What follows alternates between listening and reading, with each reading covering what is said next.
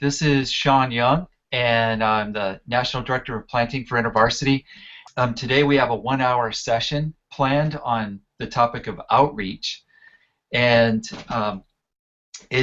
since it's August, we know that all of you are gearing up for meeting lots of people and making lots of contacts and sharing your vision and your mission with just tons of people on campus. I'd like to introduce who we have on our panel. So in addition to me, there's Laura Valenga, and Laura works with the New York, New Jersey region, and she's also a coach currently in the national cohort. She's coaching Joel Wentz down at, or up at... definitely up. Up at Southern Maine Community College. So she's been coaching with the cohort. She's also been helping develop some of the material that we use in training for the cohort. And so I'm glad to have her with us. And then Serene Nedenrip, you will recognize her obviously because she was part of the training team this summer when we did our 1-week intensive at NISIT in Madison. So Serene is helping us as well, and then we have a virtual panelist, and that is Kurt Thiel. He's joining us just by a video he sent us because Kurt is working with the IFES movement in Costa Rica right now, and so while he was there, he helped us out by sending some of his tips on outreach. I don't think there's anybody in InterVarsity that loves outreach more than Kurt Thiel, and so it'll be good to hear what he has to say and just kind of react to some of his key points. So we also have Dawn Van Hook. I think she's with us, and Dawn, as you know, she works in the National Service Center for InterVarsity and helps the cohort all throughout the year, and so she's on hand just to kind of help us with our session today in any way she can. Okay, was that working? Nope. Okay. Well, then we will punt. I could hear Kurt's voice, but I couldn't see him. Okay. All right. Okay. So we'll just keep moving. One of the things that we're trying to do is break ourselves from this mold of thinking that outreach is really just about what we call NSO, the first couple of weeks, and it's busy, it's intense, and takes a lot of energy. But then you get through that point, and then we kind of shift in our minds to forming small groups and helping those small groups to really bond. And when that shift happens, I think so much energy and focus gets turned towards helping those small groups bond that we actually stop reaching out on campus. And one of the problems with that is that you can't meet enough people in 1 or 2 weeks to really cast the nets wide enough and really find enough potential missional Christians and interested people and even missional Christians if you stop in the first week or 2.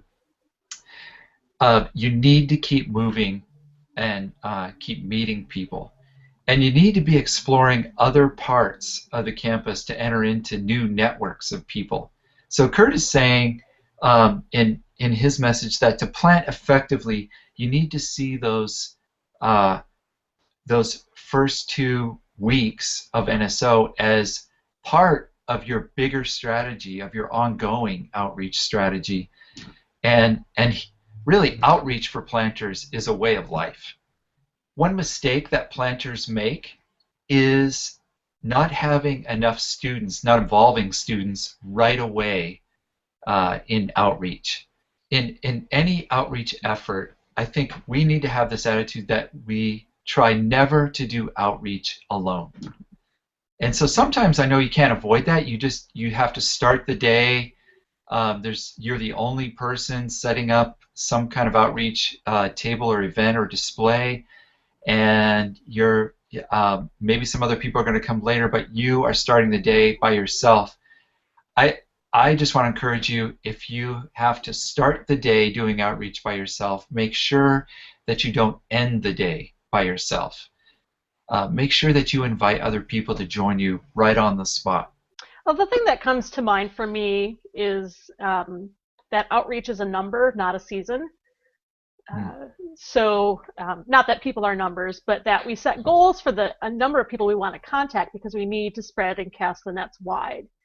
And so it's not like you were saying, it's not, okay, the weather's turning cooler, NSO is over. But no, actually, we still need to reach more people. We still need to meet more people. So I think that's true of follow-up as well. It's not a season, it's a number. But we need to have that mindset that we do it till it's done or till we've hit a certain goal, and not till we start doing something else. Yeah, and it kind of goes with Joe's question about what if the student says they're a Christian, but they seem vague about what that actually means. Mm-hmm. And so it's actually inviting people to help with outreach right away. Maybe not like invite with all outreach to the campus forever, but it gives them a chance to test drive you, test drive the relationship, test drive the vision, and it gives you a chance to test drive what it means for them to be a Christian. And with the discipleship cycles, you can throw in a little scripture to frame it. So if maybe outreach means one thing to some people and something specific to you, it gives you a chance to define what you mean. And then a debrief will be like, have you ever done outreach like that before?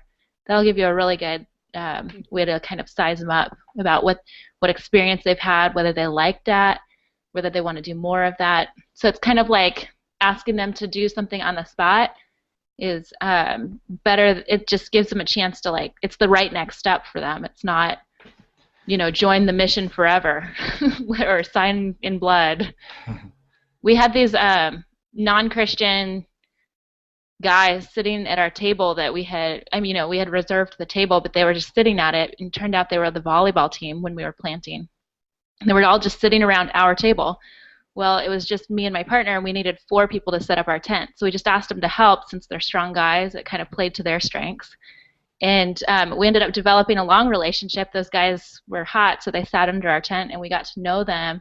And a couple of them ended up being Christians and kind of participating with us for a while in the plant. But it started with, we just needed extra hands to set up the tent for outreach. We don't have to have a super high bar for inviting Christians to join us in our mission. We're just giving them a chance to jump in, to stick their toe in the water with us, and it gives us a chance to watch them in action and to see. And so it may very well be that somebody comes up to our table, they're a little vague, as Joe says, about where they're coming from in terms of their whether they're following Jesus or not. And that's really okay. I think that's kind of the scene that I was talking about in Luke 5. I don't think Simon understood very much at all about Jesus and his mission, but he was going to learn in process in the context of serving alongside Jesus. So I think that we need to just give people a try. And I think that's why debriefing afterwards is so important, because it helps us to process what we just saw with that person, and it gives us a chance to affirm what we saw in them. And I think that's huge, because that actually starts to position us as a leader, as an influencer in that person's life. And it just sort of unfolds right there before us. It's an informal leadership form, but all of a sudden we are starting to influence them, and that's where we want to be. It gives us a chance to recognize those people who just are naturally gifted in reaching out to others and striking up conversation, and just they love to be around people. They're gatherers, and when you see that gift in people, I just think it's so important to name that and to affirm it, and to help people understand what that means in the context of Jesus' mission here on campus. And because you need them, and they are your partners. They're God's gift to you, and I just think that's something we want to be always on the lookout, is looking for those people who are gifted at reaching out. One other thing that Kurt covers in his video, which I hope we all get to see at some point. It'll be we'll make sure that it's shared online. But he talks about the difference between what we call big O, or big outreach events and activities, and little O, and smaller, sort of not unplanned necessarily, but just easy to plan. They're low prep or no prep activities where you're just meeting new people and sharing your vision and mission with them, or maybe it's evangelistic and you're actually sharing the gospel with them. But so there, you know, the big O events are the things that take orchestrating, they take some planning, they take forethought. You need to work with your students and get their help on that. It's usually not something that you want to try to pull off all by yourself.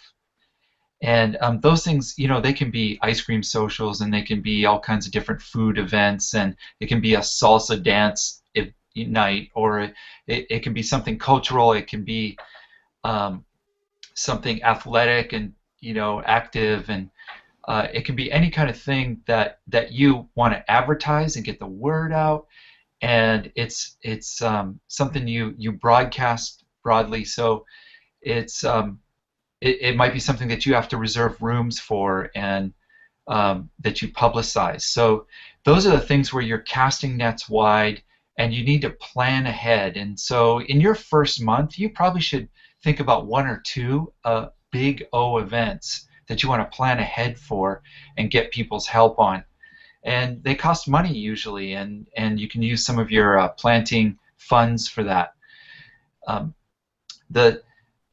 The important thing with those is that you need to have good follow-up. You need to have a way to follow up all the people that come to that, and you need to have a way to communicate and identify who you are and why you're on campus. So it's great just to mingle and have fun and mix with people, but I always want to think in those situations about how am I going to communicate to everybody in that place that we are InterVarsity, and this is why we're here, and what we're inviting people into. So little outreach or little O events are just things that can be spontaneous, and they might be something like, let's just pile a bunch of people in the car and go to the store and pick up supplies. It's the first week of school and people need stuff, and we just let's just gather a bunch of folks up and head to the store and kind of help them out, because maybe some freshmen don't have cars or something in the dorms. Or it could be something that you do. It could be more evangelistic. It could be surveys on campus, and you pick a couple of simple spiritual pulse questions to ask, and you grab some folks, some potential missional Christians that you've met, and you say, let's just go find out what people are thinking, and you spend a half hour, an hour out on campus and talking with folks, and then debrief it, turn it into a discipleship cycle. So those are things that you can do easily on the spot. And one of the things that we have as a resource is on the Collegiate Ministries website.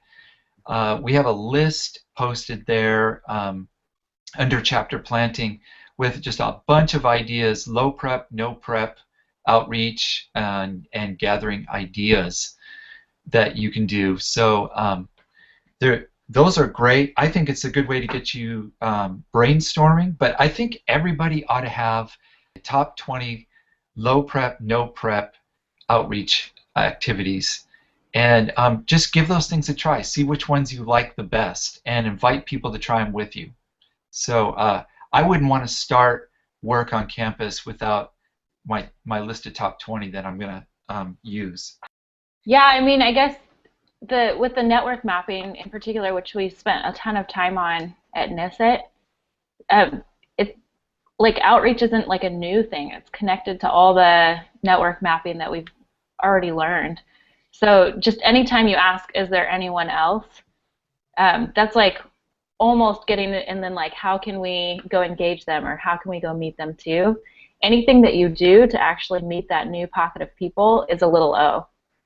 So having 20 ways to meet new people is just for variety, so you don't get bored, really. But I mean, a lot of times but the bottom line on your network mapping of growing your contacts is it's the same thing over and over again. It's just meeting new people.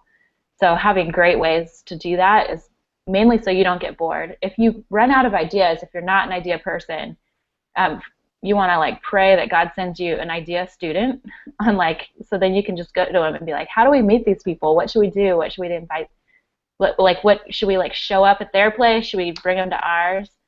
And then ask your coach to find some good avenues for new ideas for you, just so you're the one. I mean, as a planter, that's the thing. You need to always be coming with something new for your students, because they love anything new. Yeah. Laura, I remember a story actually from your planter, Joel Wentz, about kind of a little O outreach thing that he did using Jenga. Yeah. Could you share that story? Oh yeah, and I coach other people in my region just in chapter growth, and as well as Joel, and we use this all the time. And basically what it is, it's a big size version of Jenga. One of friends of mine found it on Pinterest or something, I don't know, but you go to Home Depot or Lowe's or wherever and buy pieces of wood that are like this long, this thick, and I'm not sure how many you need. You can find it online, just Google it. But what the great thing about it is it creates a crowd. So one of the things that you often need to be doing in planting situations, or even if you're looking to explore, to start something new on campus, is how do I connect, how do I get a crowd? How do I get people? And we do giant Jenga on all the campuses that I coach, and people do it. It's the funniest thing. Yeah, or they'll watch. I mean, we did it at SMCC in, was it March or April? It was cold. So this is Maine. It was still cold. We did it outside. We didn't do it for very long, but we met 2-3 new people, one of whom I think is going to chapter camp. And it was just this random, people see, what are you doing? Huh. And they stop and they look, and sometimes you say, hey, you want to play? And then you can kind of tease them, yeah, you want to. And, people will respond to that, or they'll stay and watch. And, I think he keeps it in a bucket in his car. You can buy the whole thing for $15. Home Depot will cut the wood for you. It's stupid easy. Kurt was saying that he actually keeps a volleyball net in the trunk of his car because he loves playing volleyball, and it's just he connects something that he loves to do with a little O outreach event and invites people to do so. So when he doesn't have any other plan, and he just wants to spend time on campus and wants to see if he can meet some more people. He has no other idea in mind. He'll just go to his car, bring out the volleyball net and ball, and he'll set it up in a grassy area right smack in the middle of the quad or some place where there's a lot of people, and he'll just start inviting people to play and get a game going. And by the end of the time, he's met several people, he's made some friends, he's invited people to something that he's doing later that week. He's had a few spiritual conversations. And I mean, what a great thing to just be able to do on the spot anytime. And actually, he can invite any other potential missional Christians that he's already met. As they see him and recognize, oh, that's Kurt, then he can get them to help him actually gather more people and get a game going. Mm-hmm. So whether it's volleyball or whether it's some other thing that you like to do, I think everybody ought to just stop and think, what should I keep in my car? Or what should I keep in my backpack that I can just bust out at any given moment and meet some people with? Actually, we used to have a Frisbee. And when we wanted to meet somebody who had a Christian shirt on, and we're like, oh, I want to meet them, we'd throw it in their way and be like, hey, can you throw it back to us? Be like, hey, can you bring that back? And they'd be like, oh, what are you? Oh, are you Christian? I hadn't noticed. And start up the conversation. But then it also works good too if you're like, well, I got to take off, but a game's going. You can designate somebody to give it back to you, which gets you a second face-to-face with somebody that you want. Mm-hmm. So it's just a nice little delegating loop. That's great. I think also other people are hosting events and they're holding events together, folks. It's like they're creating an outreach event for you. All you need to do is show up and meet people. So sometimes people are doing some really fun stuff. We don't have to host everything. We can just show up to things. So it's good to have that category in our mind. The other thing I'll mention is Thurston Benz, who is a planter at HBCU. He was telling me that he actually met somebody who was so, it just seemed like so popular on campus, and he was such a great connector that he was sort of an outreach event, himself. He was a living outreach event. And he said this guy came up to his table, he met him, they talked, he was a Christian, and so he was interested in InterVarsity, but as Thurston was, remained at his table, he only met a few more people that day, but he was watching across the quad that this guy this Christian that he had just met, had a constant flow of people coming up to him and just saying hi, hanging out with them. It just seemed like he knew everybody on campus. So what Thurston did was he left his table and walked over and just stood next to this Christian student. Nice. He just said, this guy is a party waiting to happen, and I'm just going to meet all the people he knows. So, I mean, literally, sometimes people just are so well connected that you just need to attach yourself to them, and you'll meet more folks on campus. So there's a question here. How do you connect Giant Jenga to InterVarsity? It comes up. People are like, what are you doing? Oh, we're InterVarsity. We're a group, and you kind of explain who you are, what you do, and then, so it usually happens by itself. Or you can just say, hey, we're from a group on campus, we're InterVarsity Christian Fellowship, and yeah, it's not hard. So basically, there's no slick segue. Nothing slick about it. It's messy, but it's easy. Yep, that's right. I feel like we talked about that at NIST too. Is just you're kind of setting the whole thing up. The whole reason that you do these things is so that somebody will ask you, why are you here? Because that's what you're prepared to answer. That's what you really want. I mean, you don't want to just play Frisbee on campus. But when you get that question, that's why you've done all that vision work, and I mean, by that point, you should be bursting at the seams to tell them what it is that you're doing there and why you think God has you connecting with them. Yeah, well, why don't we talk some about follow-up, because I think that's so crucial. We can meet tons of people, but if we don't have some organized way of keeping track of them and following them up, then we're just spending a lot of time, playing Frisbee. Laura, could you share some of your thoughts about follow-up? Yeah, and I'm going to screen share this document if I can find it. Is it there now? Yep. It's okay, there. Good. So it's not rocket science, but when I coach staff through follow-up, we talk about 4 facets of follow-up: contact, connect, respond, and join. You've probably done all of these even though you may not know that you've done them. The first one is contact, right? Your first contact with someone might be from a contact card. We try to have contact cards at Giant Jenga when we do it. We don't always, just because it's an easier way to get people's information. But if you have a conversation, a question table, a proxy station, a survey, anything, you've made a contact with someone. Hopefully you get their name. Sometimes the first contact is awkward. Sometimes it feels natural. It's going to feel both of those things and a lot of things in between. That's normal. But however the contact is made, every contact counts. So I asked Joel, whom I'm coaching, and said, give me your best tips on follow-up. So this is one tip that he said, do it, which seems like a no-brainer. But I think, like I said earlier, follow-up, just like outreach, is a number, not a season. So you do it till it's done. I think your follow-up is probably only going to be as good as your outreach goals. So I encourage people to set a numerical goal. How many people do you want to meet?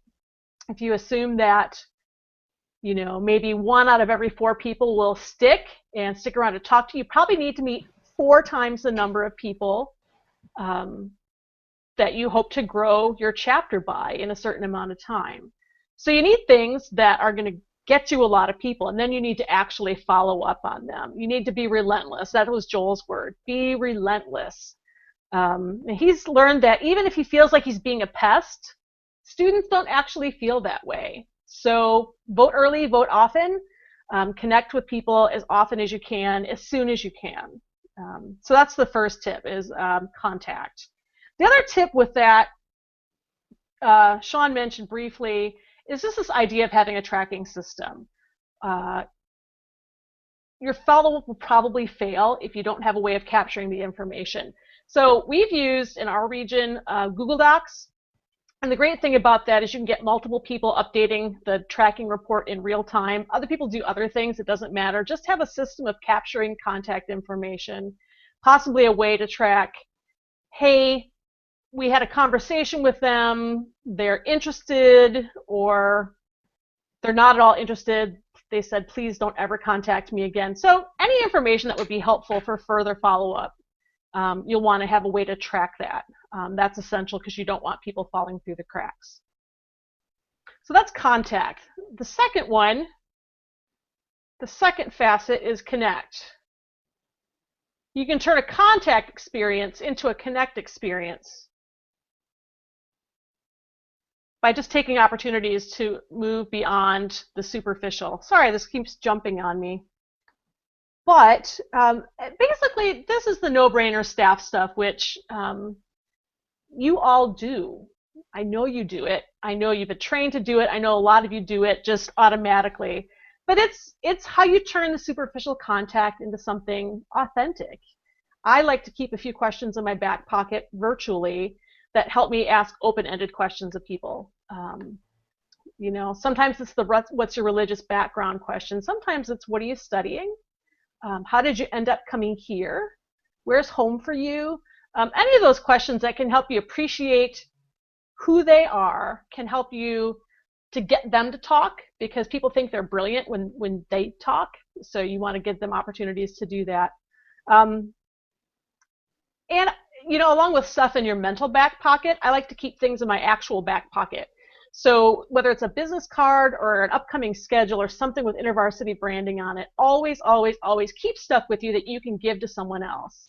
So I remember encouraging Joel, just have stuff in your backpack so that whenever you meet someone, you can give them something that will help them connect you with InterVarsity and them. So, go ahead.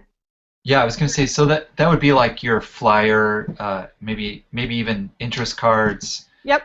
Could be a quarter sheet invitation to something that you're doing later that week. Yeah. Yeah, cheap stuff, cheap and easy. I'm all for cheap and easy. Business cards, if you're running into faculty or staff or maybe older non-traditional students, business cards might actually carry a little more weight. But yeah, just, I mean, we did that on established chapters too, always have something to give to people. Joel's tip with that is to invite people to do something with you soon. So traditional InterVarsity stack work says, oh, invite them to do something within 24 hours. I would actually shorten it to 6 or even sooner. Invite people to do something, coffee, Frisbee, to hand out cards with you, to do giant Jenga with you, to stay with you, what they're doing. Have the loop where you reconnect with people be much shorter than you might think it needs to be. It's actually not as freaky as you might think. People are actually okay with it. Yeah, I think we think people are more freaked out by us than they actually are. And I think often it's just our awkwardness that we're feeling and not theirs. So keep on connecting with people until they tell you to leave them alone. That's probably a safe thing to do. Yeah, right? They'll tell you. So the third facet is respond, because we're building missional communities. We want people who are responsive. to the idea of what InterVarsity is doing and really responsive to God. So your role in inviting a response is to tell them what you're doing and invite them to participate in it. We've talked a lot already about discipleship cycles. Come join us in handing out stuff, whatever that is. Because for a lot of people, conversation alone is not going to be their best indicator of whether they're spiritually open. You might not know until you invite them to do something and see how they respond. So they may actually be less vague on Christianity in their actions. No one's ever asked them to articulate something. Or they may be like, dude, yeah, I don't know anything about Jesus, but yeah, I'll do this thing. And we'll take them. Anybody who's willing to do something, to take a risk, to be responsive to God and however he communicates that, we'll take them. And so carry pocket proxies, carry other stuff with you, invite them to do something, and then help them see the spiritual significance of what God is doing. I've decided in my staff career that debrief covers a multitude of sins. So anytime you do something, debrief it with people. You can help them capture the learning, help them see things that they may not notice about themselves and say, wow, you're really interested in connecting with people. Have you ever thought about doing that in a context of community? I mean, you can have those conversations with people if you debrief something. Yeah. The last step is something that I think we tend to assume will happen automatically, and that's join. So we've talked about contact, connect, respond, and now join. Join is where we help people move from the fringe to the core, to become part of InterVarsity. Sometimes it's invisible and automatic. It kind of was for me as a student. I just kind of eased into InterVarsity, and I can't mark a point when I became a member. I just found myself falling into it almost accidentally. But other times, students are going to need help to make the transition. And so what we need to do is make the ask, right? We need to do that in evangelism when we're inviting people to respond to Jesus, to come to faith. We actually need to do it when we invite people to become part of the mission. So don't be afraid to do that. It'll feel really awkward and obvious. You can even say that. So sometimes I'll say, this may be a really awkward question. This may be, let's just make the obvious here. Have you thought about getting involved with, all the language that you've learned, that you've been developing at Nisit, and since then, just make it obvious. Take the initiative with people, ask them to join. I'm going to, I'll have Sean post this document later so you can actually see, but it's listed a variety of different conversations that you could possibly have at this point. Like you might run into a Christian student, a non-Christian student, someone who's shopping for a Christian fellowship, someone who's really connected on campus but not interested in Christianity.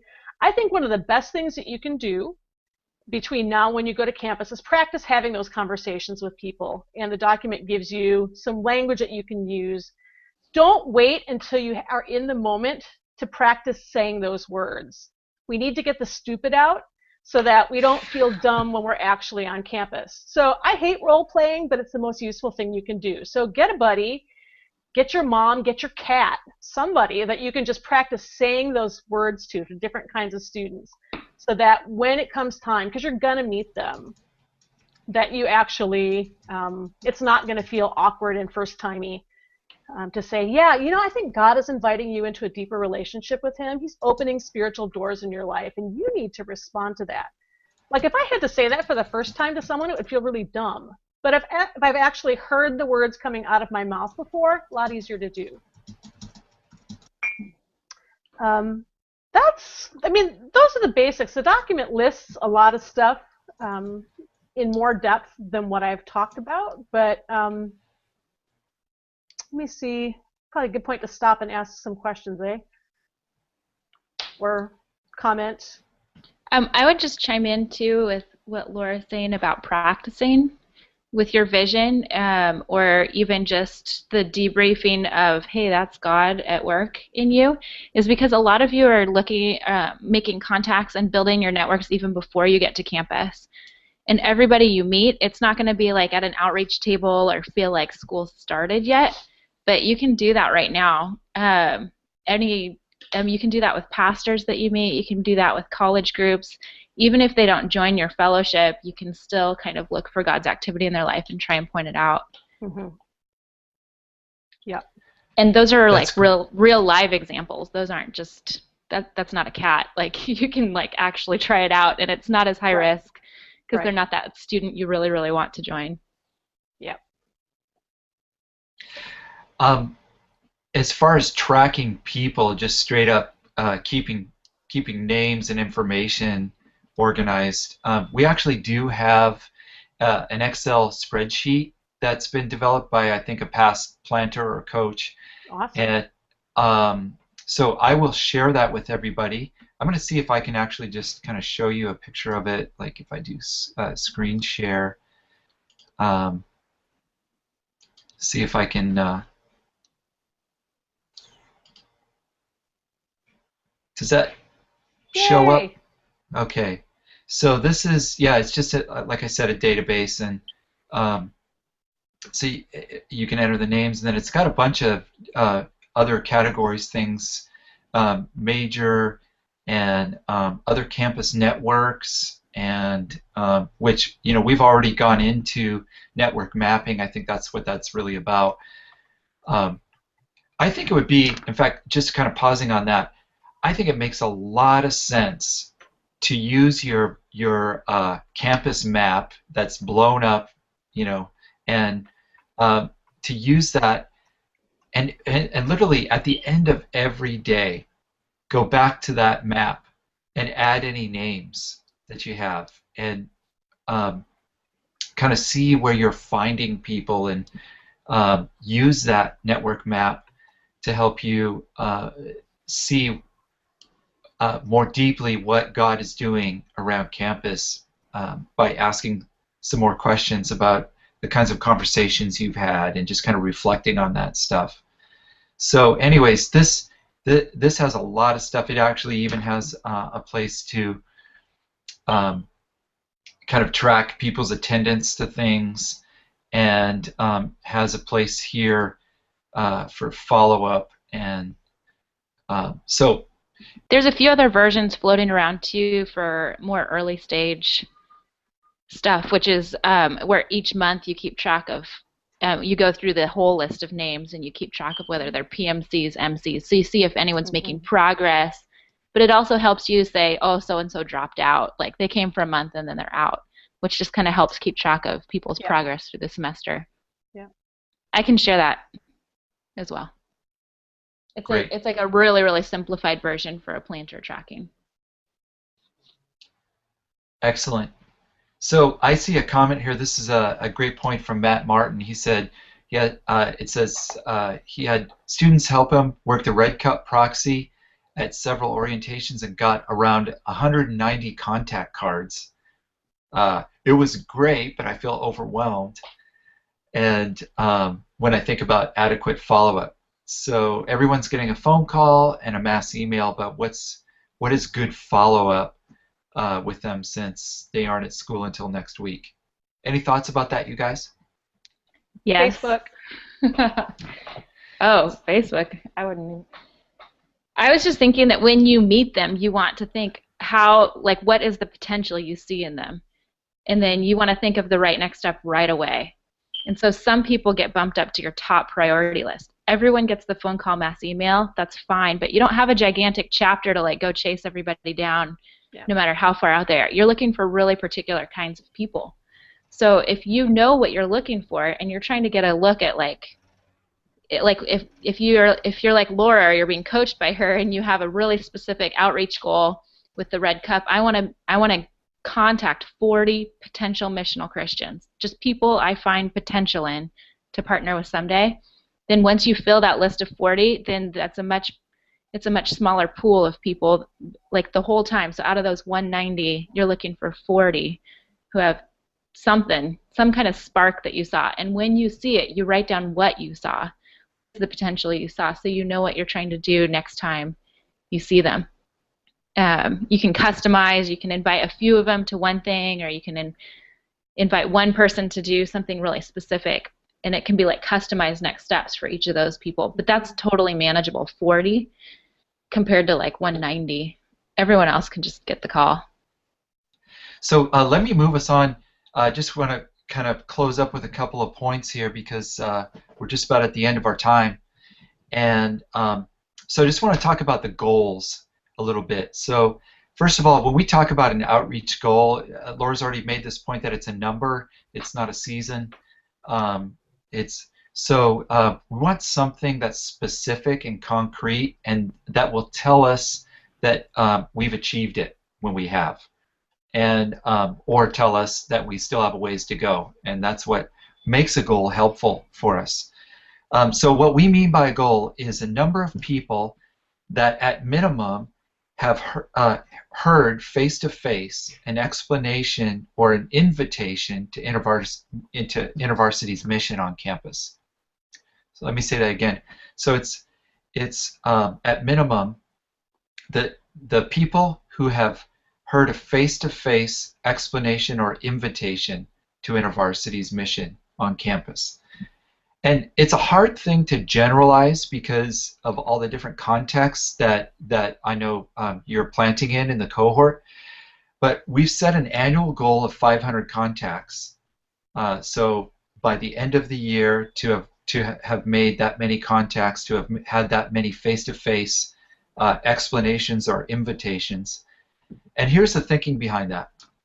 500 is a big enough pool that you're likely to find the right potential missional Christians and missional Christians.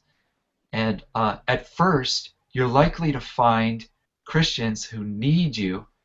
They need you emotionally, they need a group to belong to, and they need relationships. And they aren't primarily interested or attracted to the mission itself, but more the relationship.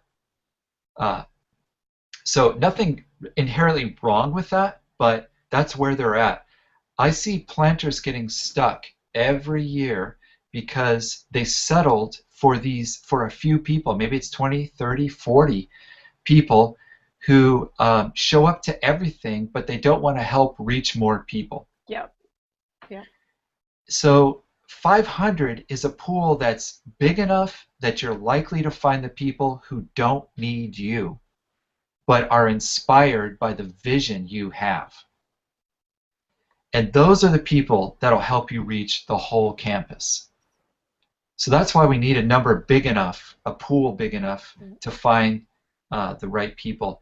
It's a number that's too big for you to accomplish by yourself, and that's a good thing. But it's entirely possible when students get involved in reaching their own networks. It's something that you can rally students around, and you can even rally your supporters around and saying, this is what we're trying to do. Pray for us and help us, be involved with us. So the last good thing about a goal is that you get to celebrate when you've reached it. That's right. And that's really important, to have that milestone that you can all look back on and say, this was a big, hairy outreach goal, but we did it, and look at all the people that are now around us as a result of that, and look what God is doing. So it's really important to be able to celebrate. Your first month goal should be something that helps you get well on your way to your ultimate 500. And I just want to say 500 for some of you may actually be too low. And some of you can hit 500 in the first semester, and that's no big deal for you. So I just want to recognize that doesn't have to be your concrete ceiling.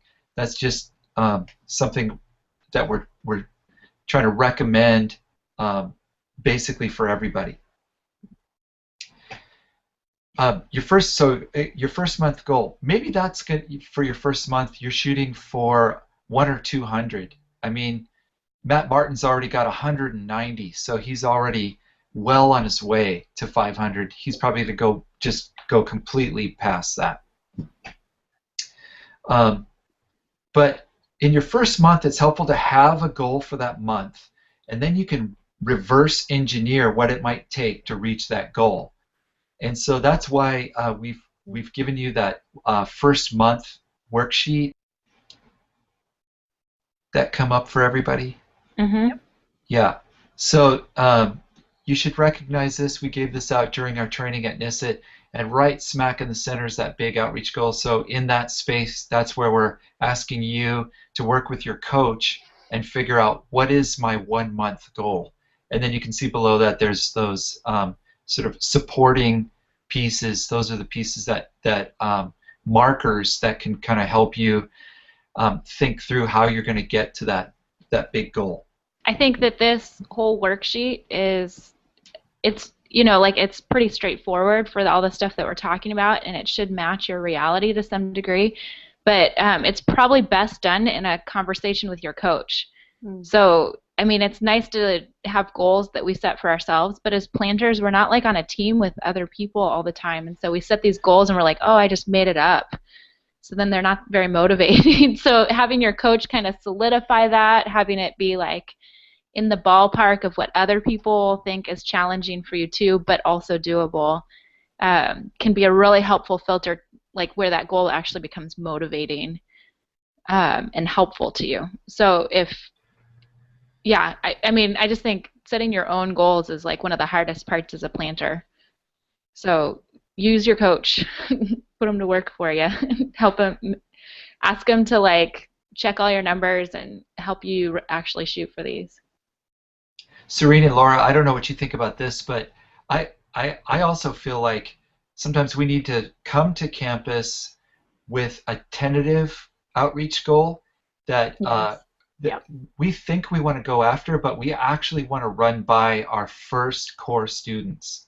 Explain to them why we want to set a goal and what it has to do with our mission and how it's going to help us, and then ask them if they think it's high enough and what they think it's going to take for all of us to work together to reach it.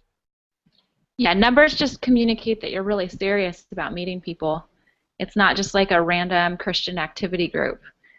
And so your goal helps them, I mean, just even talking about goals or numbers helps you kind of gauge their sense. And you'll find people like students who have much bigger dreams than you, who you should work really hard to recruit. And then you'll find students who like want to meet 4 people all year, and you can kind of pass on them as high investment.